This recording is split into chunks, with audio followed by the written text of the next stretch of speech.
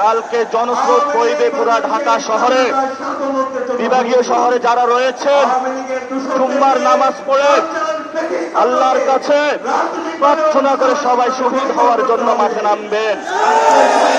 কিন্তু কথা আছে, অনেকরে লাঞ্ছিত করা হচ্ছে।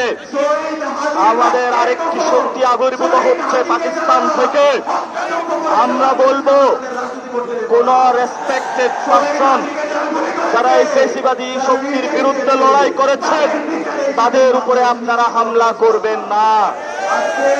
তারা সরাসরি সাবোটেজ করার প্রচেষ্টা চালাচ্ছে।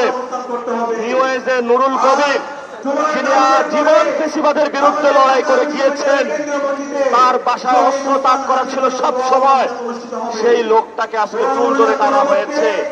এরা কারা? আমরা বাংলাদেশে এদেরকে চিনি। গলার আওয়াজ উঁচু হতে পারে, আমরা বলি শত ফুল ফুটুক, সবার মঞ্জিলে মাকসুদ একটা, সেটা হলো হাদি ভাইয়ের কবর। আমরাও কবরে যেতে চাই। এই রাজপথে আমরা নেমেছি, আমাদের আর ঘরে ফেরার কোন কায়দা নেই নেই নেই। আপনারা সবাই মাঠে থাকবেন, ঐক্যবদ্ধভাবে থাকবেন, আশেপাশে নজর রাখবেন। কেউ যদি সাবোটেজ করতে চায় আপনারা তাদেরকে প্রতিহত করবেন। আমরা বিভাজন নয়, বাংলাদেশে ঐক্য চাই এবং সবার মধ্য দিয়ে বাংলাদেশে হাদি ভাই আমরা যে শহীদ হয়েছেন, যে আকাঙ্ক্ষা ছিল, সেই আকাঙ্ক্ষাকে গড়ার মধ্য দিয়ে বাস্তবায়ন করতে চাই।